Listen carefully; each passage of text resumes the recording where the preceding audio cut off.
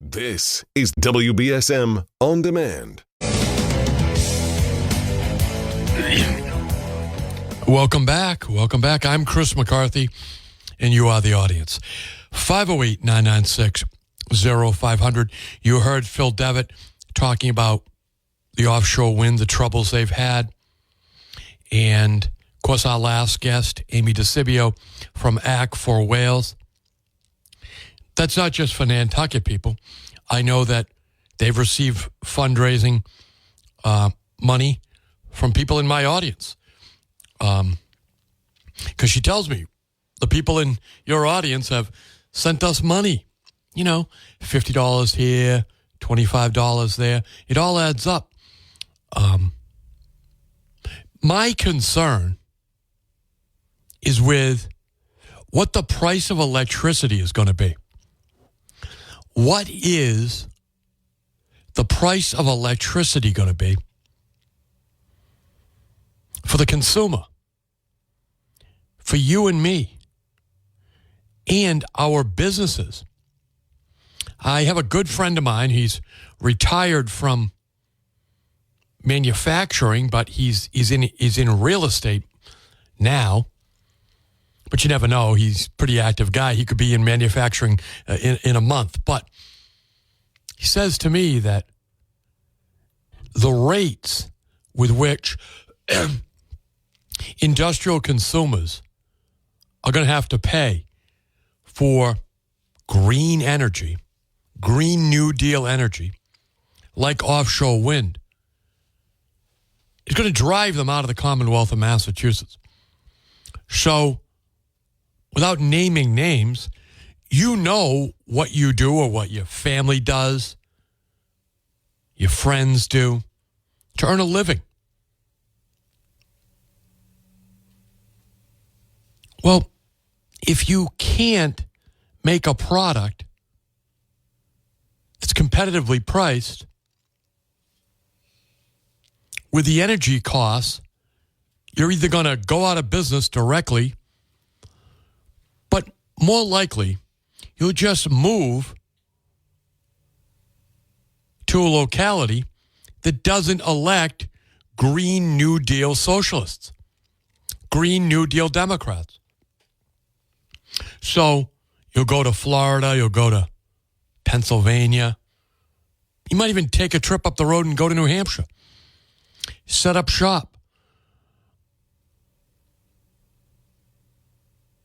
The Green New Deal energy enthusiasts, they are socialists. They are green on the outside, red on the inside. And they're going to make it cost prohibitive to own a manufacturing company, to even live here in the Commonwealth of Massachusetts and Rhode Island.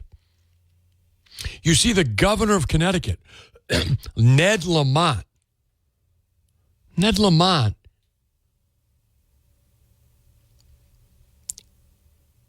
how do we put it?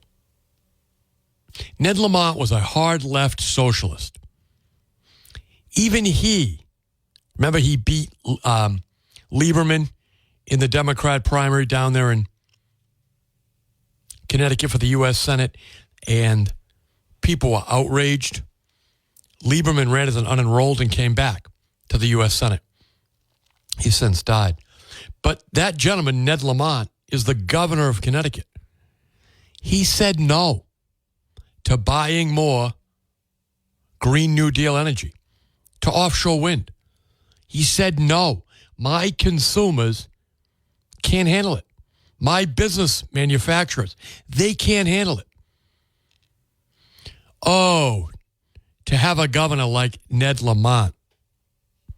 We don't have that. We don't even have any state reps like that, really. Well, we got some Republicans now, but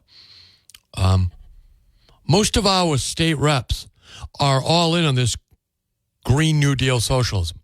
Green New Deal Democrats. Green on the outside, red on the inside. Command and control economy. And you're facing it with your electric bills. 508-996-0500.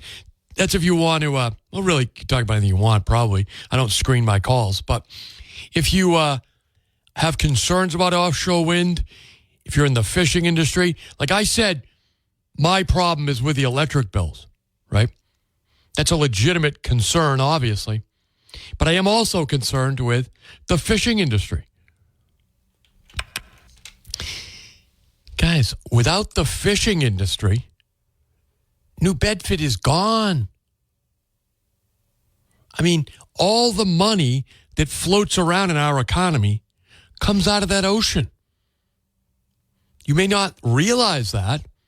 You may say, well, I sell insurance. I don't do any fishing. Yeah, but the people that buy the insurance from you, somewhere are getting that money from fishing. Either they work in fishing, they repair the boats, whatever it is. Fishing is where all dollars, most dollars anyway, originate in New Bedford. They come out of that ocean. It's like living in San Francisco during the gold rush. All the dollars came out of the hills. That's just the best way to look at it. We got a bunch of people on hold. Good morning. Thanks for holding. Good morning, Chris. How are you? I'm doing well, my friend. How are you? Good. I won't be long. What did Joe Biden do at his first day in office? The first thing he said was, we're going to close the pipeline, Keystone. And he said, we're going to help. It's to help the New World Order. He called it the International World Order, remember? Yes. He wouldn't say New World Order. He said International World Order. And that's what's pushing this Green New Deal. I mean, it's a big scam. When are these people going to learn? I thought they were more intelligent. And I'm talking about the left-wingers, that there's only one man that can control the earth and save the earth. And it's not man. It's the Almighty God. Well, they don't believe in him. Saying, dude? They don't believe in him. No, a lot of them don't. No, they are atheists. Yeah. Right. Well, they got the Illuminati, too, and stuff like that, you know. It's ridiculous. It's ridiculous. But, and another thing, too, yes. I wanted to say. I know other guys are calling, but what I'm saying is, I know one guy in this country that should get a pardon if he's found guilty. Who's you that? Probably know who he is, too. Me? Daniel Penny. Oh, Daniel Penny. Well, that's a state charge. The federal government has nothing to do with it. Oh, okay. Biden can't pardon him, huh? No. He wouldn't? He wouldn't anyway. Okay. He wouldn't anyway. That would be his fate is in the hands of the jury, and I hope they'll do the right thing. That shouldn't even go into a jury. He saved lives. He wasn't out to kill that guy. He wanted to restrain him. You know, that guy was preying on old people, and he was going to kill somebody that day anyway. The guy that did that. You know, Daniel Penny is much like most of us when we were younger, and like a lot of guys, thankfully, they're walking around today. Daniel Penny did the right thing in the face of tremendous evil. And he didn't use a gun either. No. You know, that reminds me of a few years ago at the old Galleria Mall up 140, where that guy was going crazy knifing people. Yes. And an off-duty, I think, assistant sheriff shot him. Yes. Someone from Joe McDonald's department in Plymouth County shot him. But that's him. Not, yep. But we lost a New Bedford vocational education teacher, Mr. Heath, was stabbed in the head by that maniac. Heath. Yeah, I knew George. Did you? He went to a couple of gyms that I went to. Yeah. He used to go to Workout World, and he went to another gym that I went to. So he was a good man. He was a good man. But George, you know, it's funny. George was against guns. Nothing against him. In the end, he probably reconsidered that position, right? But anyway, my friend, thank you for the call as always. No, he's Dighton. He's Dighton. Folks, let me see here. We got a bunch of people on hold. Let me see what I'm doing here. So we got a bunch of stuff on the table right now. Offshore wind, green energy in general, the electric bills, and the Daniel Penny case in New York City. That's the gentleman who restrained a wild man. Crazy guy, literally crazy, on the subway, and he used a little too much force, right? And as Bob Dylan said, he used a little too much force. So let's go back to the phones. Good morning. Thanks for holding. Good morning, Chris. What's happening? I was on my way to Florida the other day when you had the mayor on. Just real quick, because I didn't catch it because it was going in and out. What did he say about the lead pipe issue in New Bedford and passing on the cost to the taxpayers? You know, I now that I think about it, I don't think we got to it. I know there's a big article about it in the New Bedford Light. I would say that from what I know I know they're using some federal money. I think they got some state money as well. But it's an expensive project, and it has to be done. You got to get the lead lines out. Right. But is he saying it's not going to be passed on? Because before I left and headed to Florida, everybody was saying, the taxpayer's going to have to foot the bill because it's a different pipe and so on and so forth. Yeah, I think that they're trying to diffuse the costs as much as possible by putting it on the feds and the state through a grant. But ultimately, I think the homeowners are thankfully going to pay it, I mean, you got to get you can't have lead going into your house. Otherwise, you'll end up like a New Bedford city councilor, right? Look at those guys. They're all lead sick. Yeah. But when he first started talking about it weeks ago, he kept saying, the taxpayers will not incur any increases or anything. And all of a sudden, before I left for Florida, they were saying, oh, yes, you will. But he didn't address that. No, I didn't bring it up. I should have, but the time got away from us. One more. Yeah, go ahead. One more thing, because I don't want to keep you tied up all day here. So the last gentleman was talking about the pipeline and how Biden stopped the pipeline. I agree with it, and I don't agree with what he did. I'm just saying that's a fact. But I was reading in the papers this morning, 2 different papers about the tariffs, and 90% of the economists in this country said that if Trump imposes a tariff on Canada, the very next day you will see gas prices rise. And my question is, during this whole campaign, it was the price of eggs and the price of gas and on and on and on.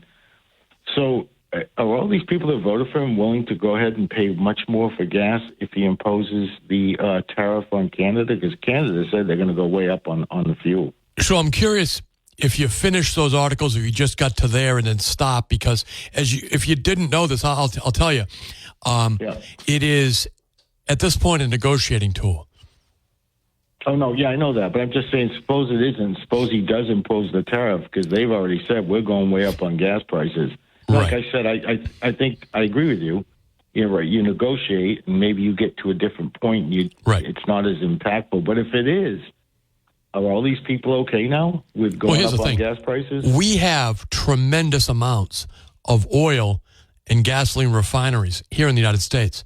The point is, I would imagine that the people in the Trump administration will plan for it. The people in the oil industry, here in domestic oil industry, will plan for it. And the Canadian can do whatever the Canadians could do whatever they want with their gasoline prices. But if it's a cheaper price from the producers in America, which is the other goal, it won't matter. What are they going to do? Drink it? No, that's what I'm saying, and that's what I'm hopeful. I'm hoping that we'll be able to offset it by increasing production. But like I say, this past 4 years, all we've talked about is gas, and eggs and eggs and eggs.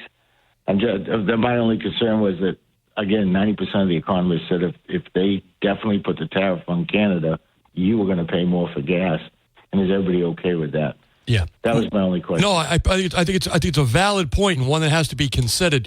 We'll probably just feed those chickens domestic gasoline, and they'll produce a ton of eggs, even more eggs probably, right? We're going to I know you're on hold. There's a bunch of people, but I got one phone line open at 508-996-05. We're going to take a quick break. Hey, it's the holiday season, and now you've been selected to host the big party. Well, who's going to do the cooking? Not you. Please, not you. Well, don't worry about it. Riccardi's will take care of you. Riccardi's is your first step for the tastiest party platters, large or small, hot or cold. Folks love the antipasto that Riccardi's has, baked lasagna, chicken and eggplant parmesan, meatballs and sausage, and so much more. Simply uncover and serve, packaged and prepared for an attractive presentation. Riccardi's Italian Restaurant on Hathaway Road in the great city of New Bedford, and right here in wonderful Fairhaven on Sconneck Neck Road, right next door to me. When you see the Riccardi's box, it's going to be a great party. Call Riccardi's, let them do the cooking. Stick around. If you're on hold, stay there. We'll be right back. And we got full phone lines. Let's go right back to the phones. Good morning. Thanks for holding. What's up, man? How you doing? How you doing? Not too bad. So your previous guest was very interesting, but I always come to the same question, and then I can't really get that answer. Is we have older wind farms out there, but there's got to be a lot of data out in the North Sea of Norway and Scandinavia. And there's got to be a ton of information that we can use to push back on these outrageous projections. Like, how much has electricity gone up in Scandinavia since they put in their wind turbines? How has it affected the ecology of their oceans? Because it's a wind farm is a wind farm, whether it's off the coast of Nantucket or if it's off the coast of Norway. So we could really put a lot of data out that could really debunk a lot of the projections that we're getting from our own politicians out here. That's one thing that I have consistently always asked that question. The other thing is, I'm a big commodity guy, I'm a big oil guy, and when I hear people complain about Keystone XL, which I don't agree with it being shut down, but we have to understand the oil that was going to come down that Keystone pipeline is still coming onto the market some way, somehow. It's not just evaporating into the sky. Right. So the supply's out there, and it's Canadian oil.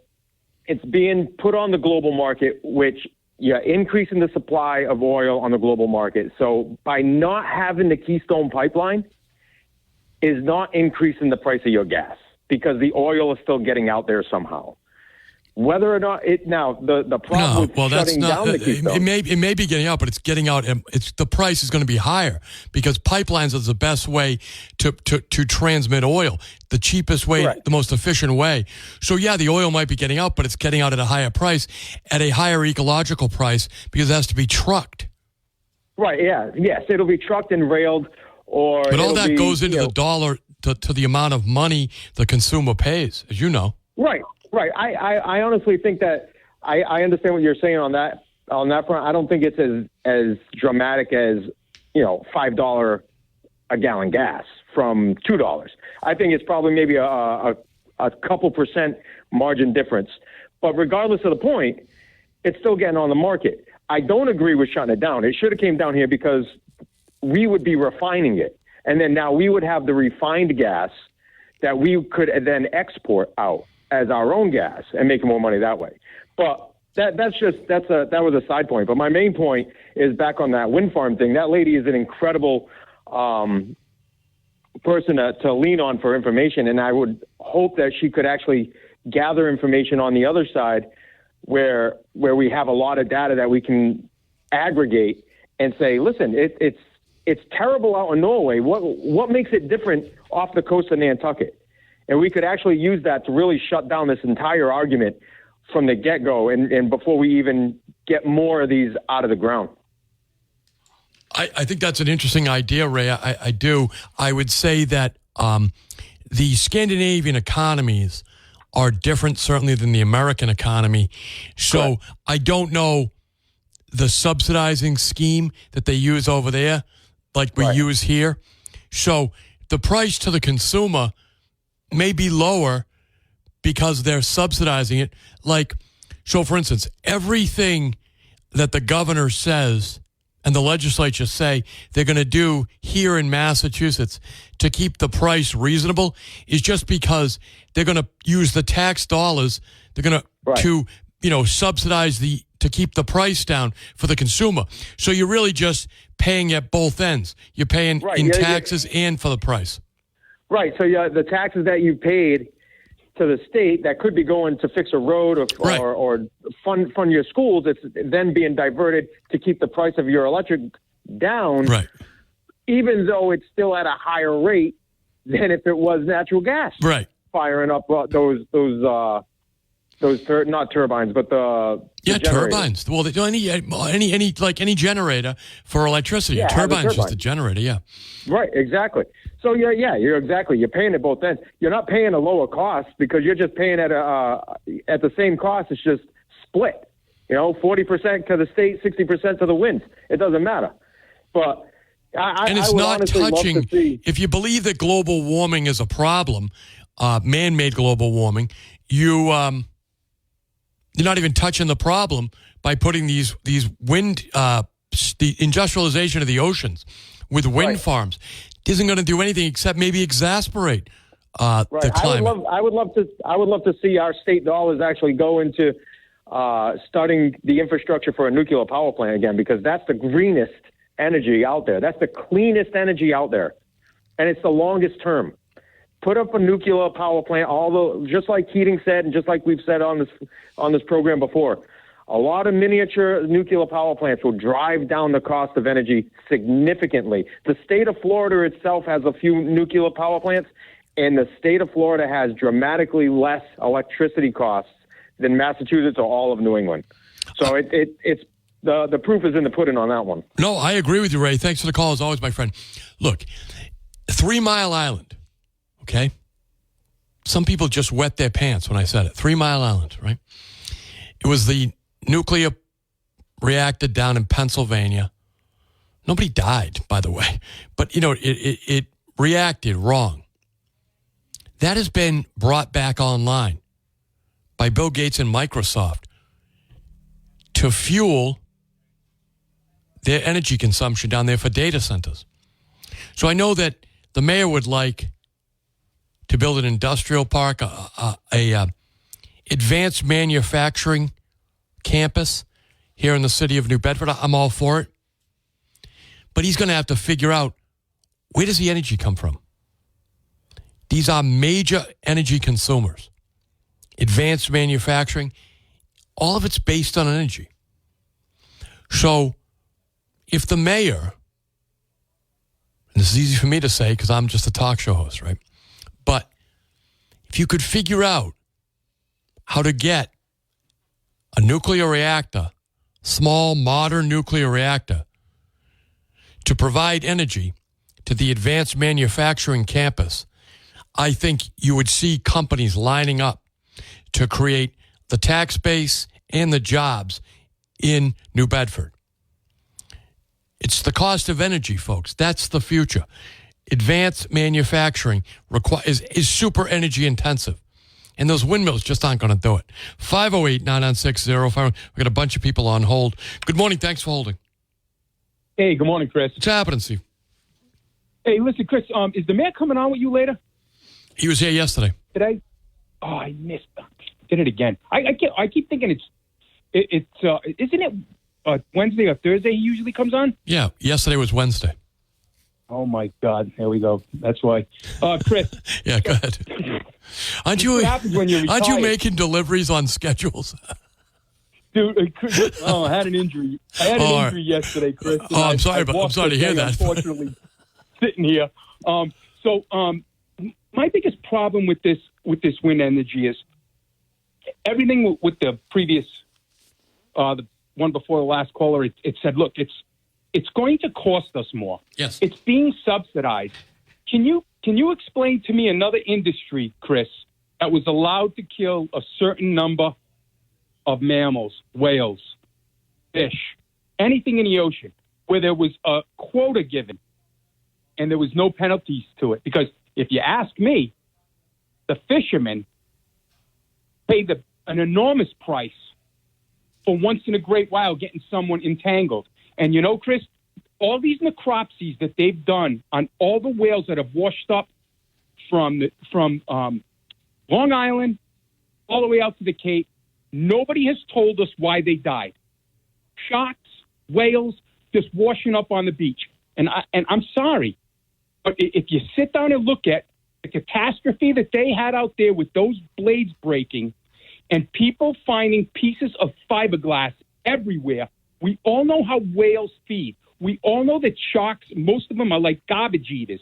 Right. It just boggles the mind that we can't get any of that information. And to go to your point now with electricity, just to let you know, they're saying, privately you'll hear them saying, we could be spending as much as 50% more.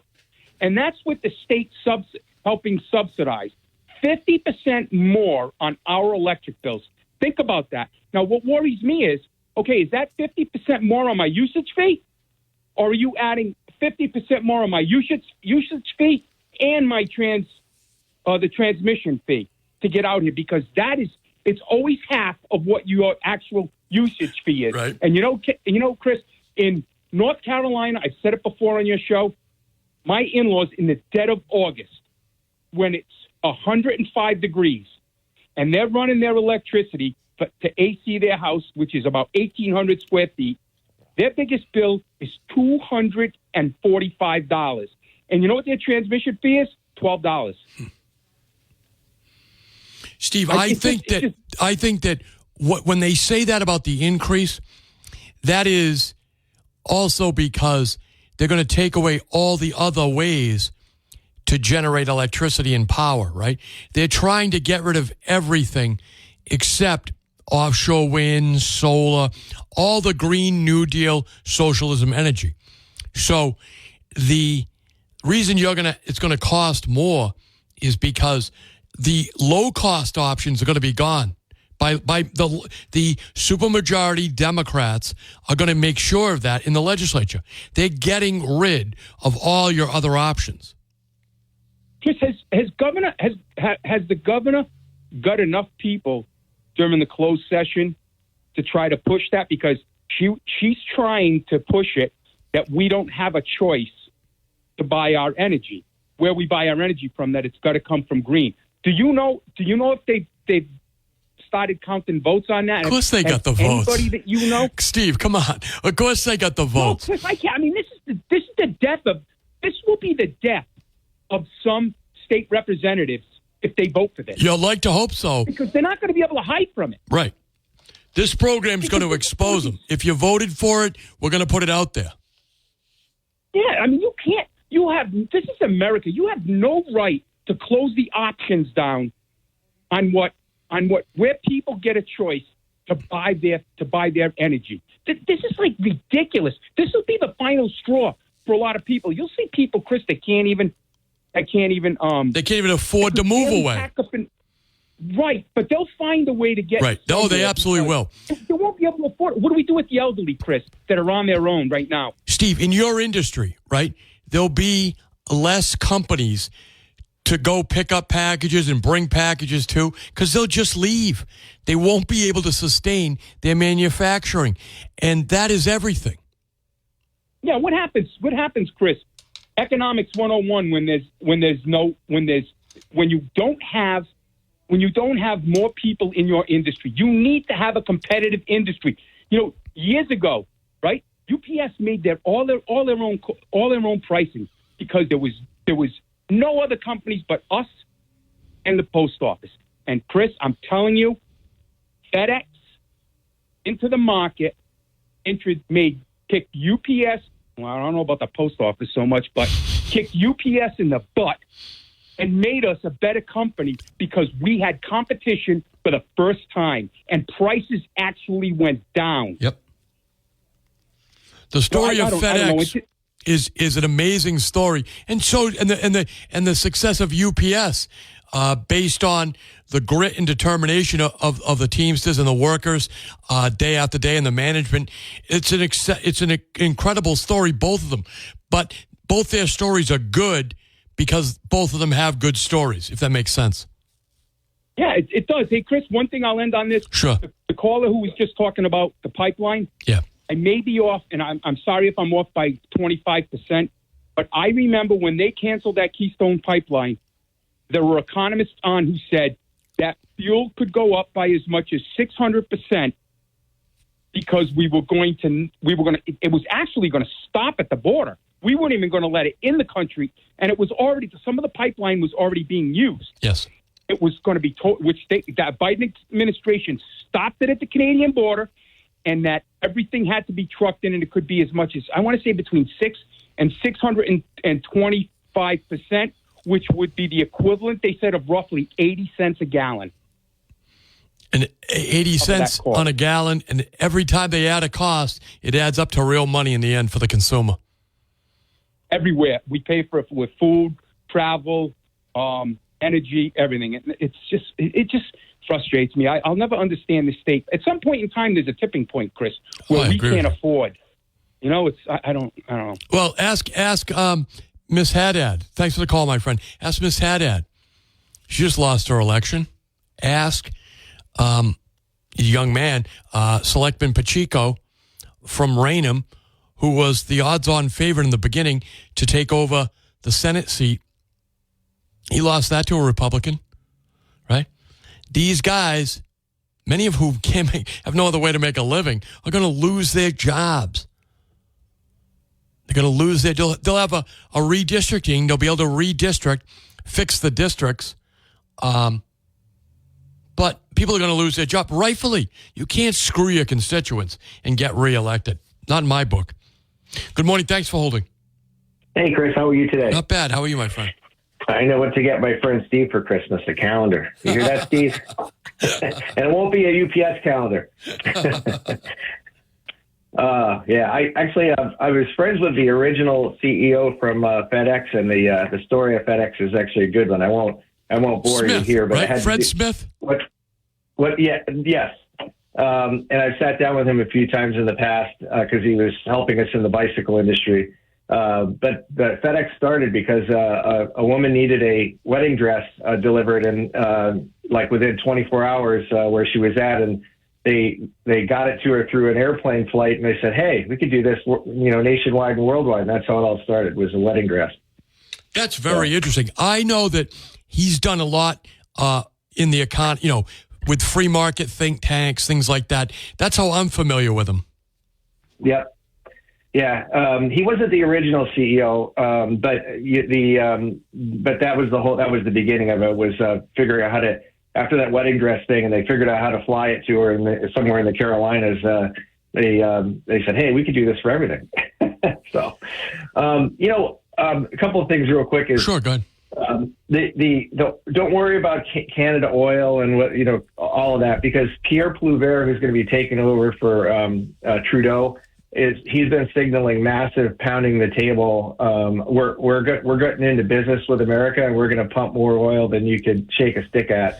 And if you look at Keystone is actually supposed to take a left turn and head towards the Arctic, because that's where it's not just Canadian oil, but it's a joint project going into the Arctic, because there's a huge oil fields there that aren't tapped into, and we're trying to beat Russia to it, is what's going on.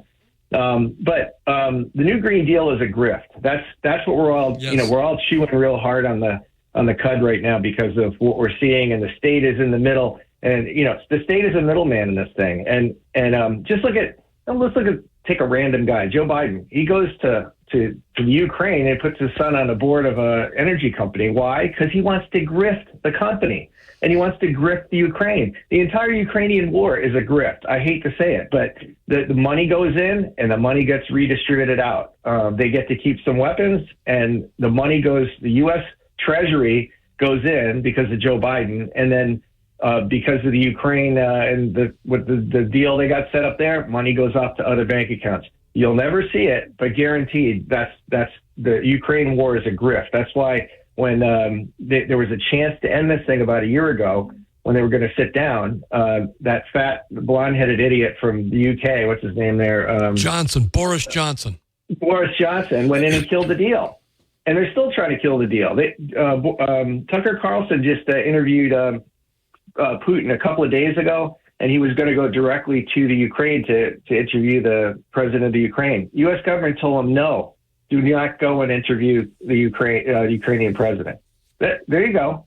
You can find this stuff. It's all. I mean, it's all out there. But I guess my thing is, you said something a little while ago, and I'll leave you with this: is you were talking about the Connecticut politician who was pushing back on Ned Lamont.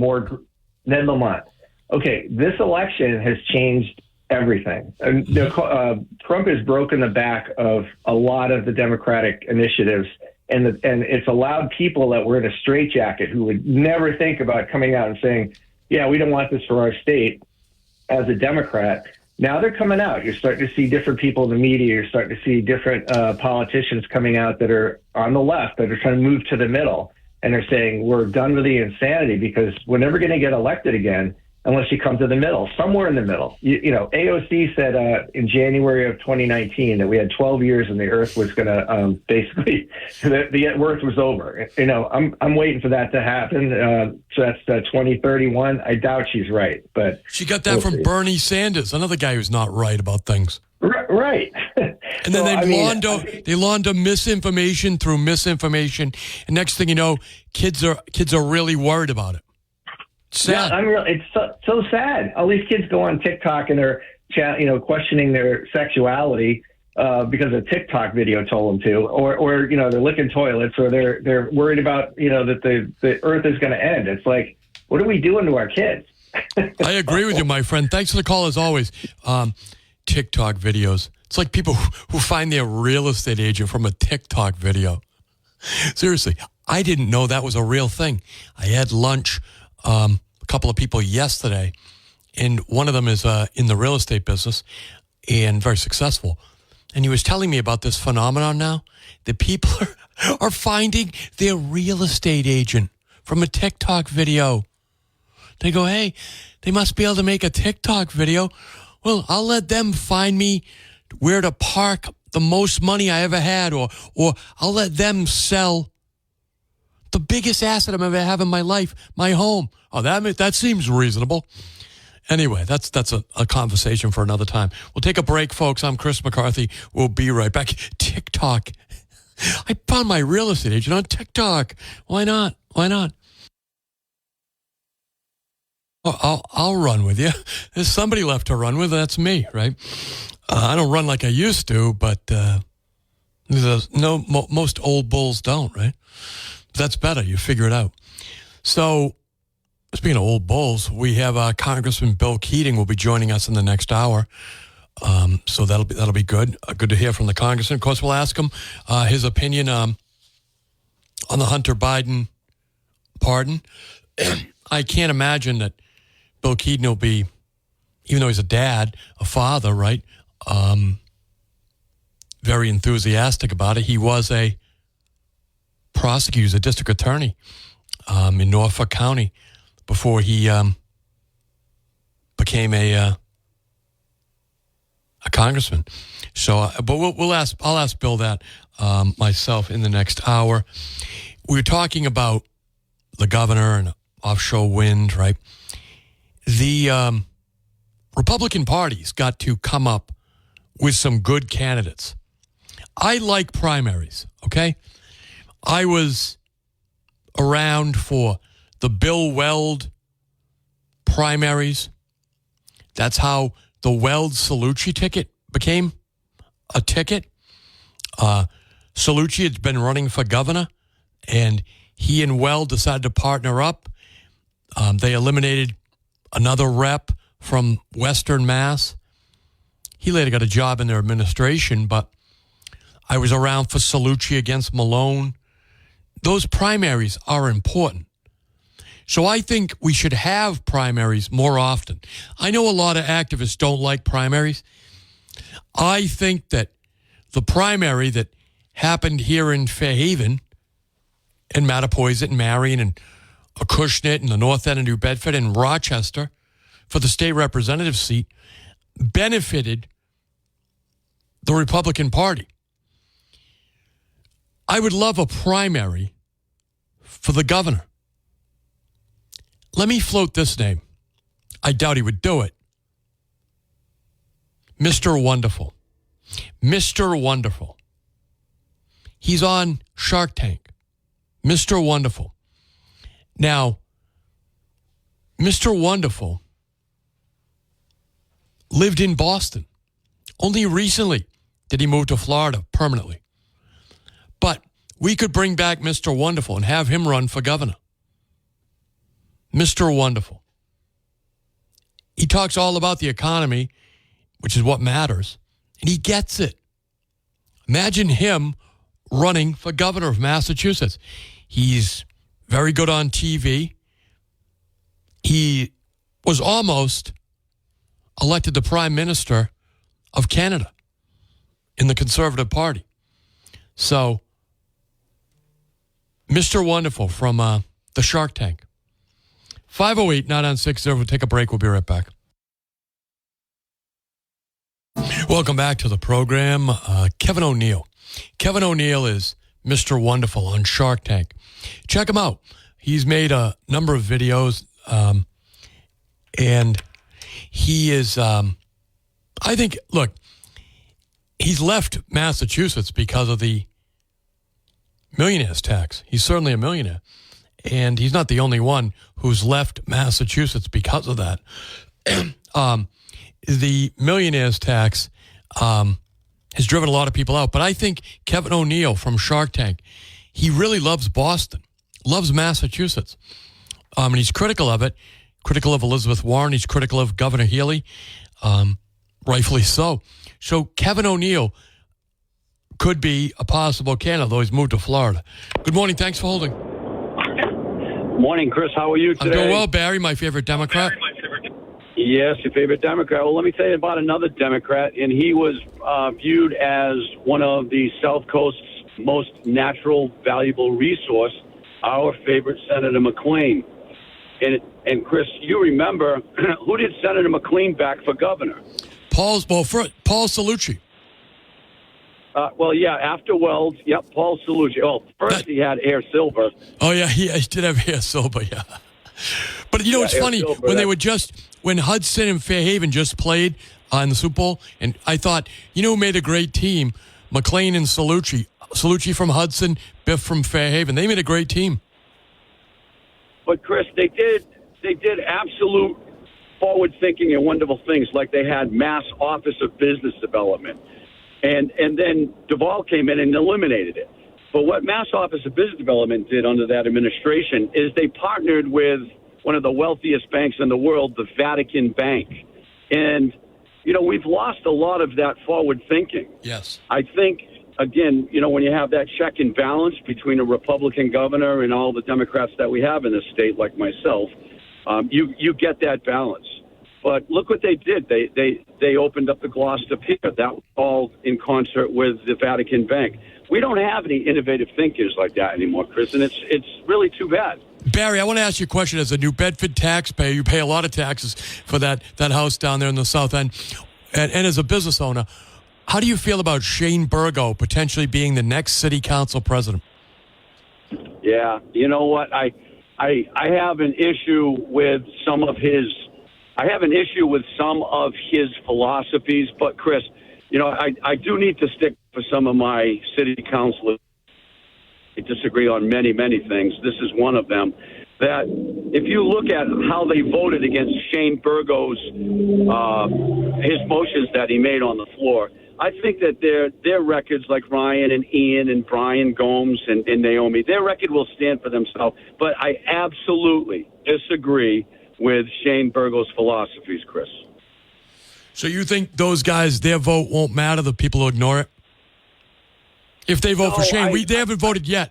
But if you're saying if Ian and Ryan and do as we hear they're going to do, they're going to wear the Burgo brand on their backside, you think they'll be all right with that, ultimately with the voters? You were a little bit harsh on some of my good friends. But and again, you have your position and you support it with factual information. That's one thing that you're well read and you're well versed and you do your homework, Chris. I think that, first of all, you might think city council the president is the most strongest position. I think it's the weakest position. They can't, they still run on those rules. They can't make their own motions.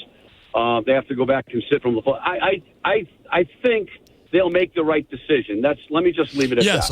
Yes, listen, I agree with you, Barry. I think ultimately they will make the right decision. I'm confident in that.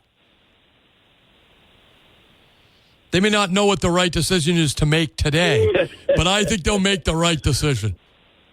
All right, my brother. Thank you, my friend. You don't need a custom-made wooden sign to tell you all the reasons why you can't vote for Burgo, right? You don't need a big, heavy-duty, custom-engraved wooden sign. I don't even know what the hell that would cost. I saw a document on that actually recently. Where was that?